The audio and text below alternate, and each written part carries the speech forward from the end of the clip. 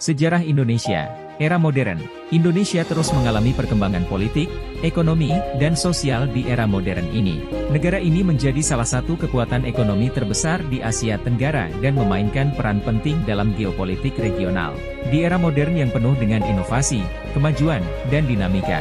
Di kota-kota besar, gedung-gedung menjulang tinggi, jalan-jalan tol menghubungkan antar wilayah, dan pusat perbelanjaan menjadi pusat aktivitas ekonomi dan sosial. Teknologi mengubah wajah Indonesia, menghubungkan jutaan orang melalui koneksi internet yang cepat dan luas di tengah kehidupan yang sibuk. Kebudayaan dan seni kontemporer berkembang pesat, mencerminkan keragaman dan kreativitas masyarakat Indonesia. Indonesia juga memimpin dalam upaya konservasi alam, mengembangkan energi terbaru, dan mengadopsi pertanian modern untuk menyokong keberlanjutan. Inilah Indonesia, sebuah negara yang terus bergerak maju dalam era modern, menjembatani masa lalu dengan masa depan yang lebih cerah.